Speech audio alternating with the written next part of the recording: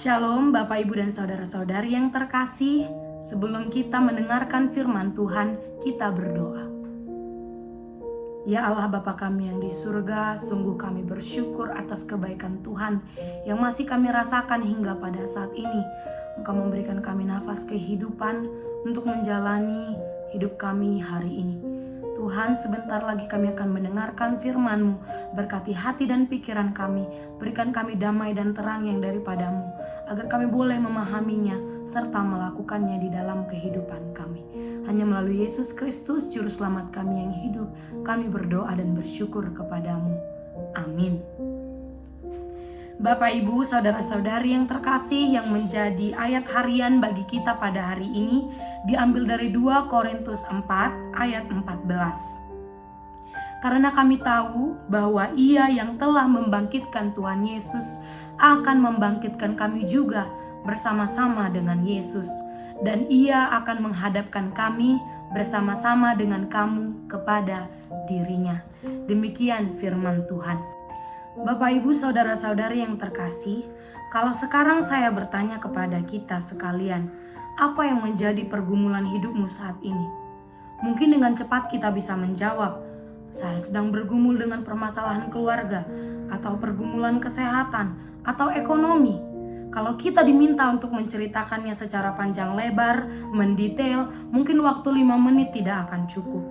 Tapi kalau pertanyaannya saya ganti, apa yang membuat Bapak, Ibu, Saudara-saudari bisa bertahan di tengah pergumulan itu? Mungkin kita butuh waktu sejenak untuk berpikir, setidaknya beberapa detik. Bagi beberapa orang yang menguatkannya di tengah pergumulan adalah keluarga. Entah itu pasangan, suami istri, entah itu anak atau orang tua. Bagi sebagian orang lain yang menguatkannya di tengah pergumulan adalah pekerjaannya atau tanggung jawabnya, atau harapan bahwa masa depan itu akan lebih baik dari masa sekarang. Bapak, Ibu, Saudara-saudari, semua alasan itu baik dan penting. Tetapi sebagai orang Kristen, kita punya sesuatu yang lebih dalam, lebih kuat, yang bisa menopang kita di tengah pergumulan, yaitu firman Tuhan yang menyapa kita pada hari ini.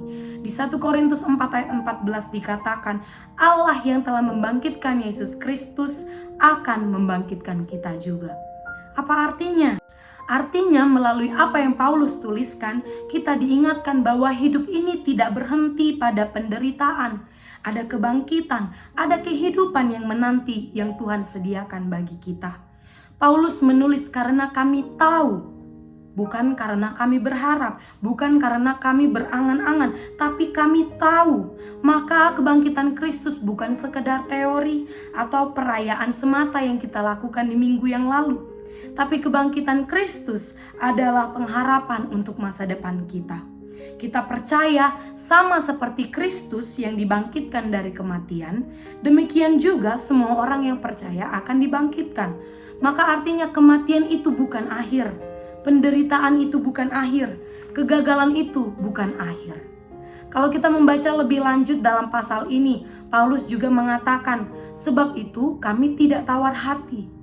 Inilah yang menjadi bekal, pegangan bagi kita orang percaya. Kita melihat kehidupan dan segala sesuatu yang terjadi di dalamnya dari perspektif yang berbeda. Ada peribahasa yang mengatakan, manis jangan langsung ditelan, pahit jangan langsung dibuang. Artinya ketika datang hal-hal yang baik dalam hidup ini, kita jangan langsung terbuai.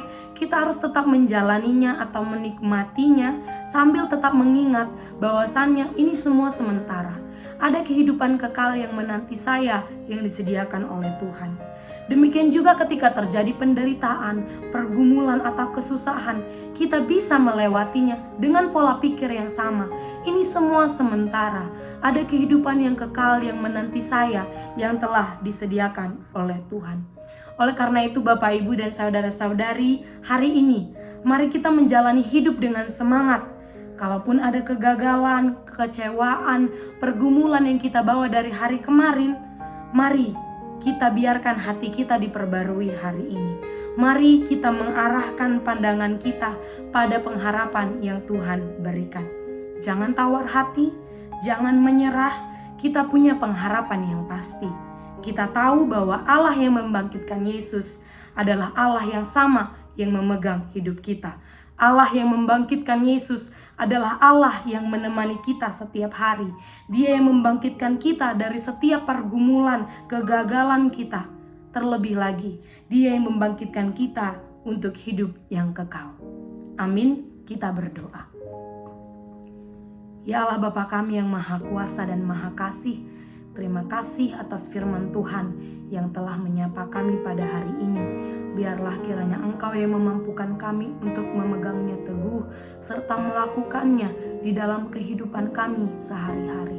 Tuhan, segala aktivitas kami, rencana kami satu hari ini, kami serahkan seluruhnya ke dalam tangan pengasihan-Mu. Biarlah kiranya Engkau yang beserta kami, menemani kami dimanapun kami akan beraktivitas. Engkau yang menuntun kami agar kami boleh selalu berjalan di jalan yang telah Engkau sediakan bagi kami. Kami serahkan seluruhnya hidup kami ke dalam tangan pengasihan Tuhan. Kasihanilah kami orang yang berdosa ini Tuhan. Ampunkan dosa dan pelanggaran kami agar kami layak di hadapan Tuhan. Melalui Yesus Kristus Juru Selamat kami yang hidup, kami berdoa dan bersyukur kepadamu. Amin.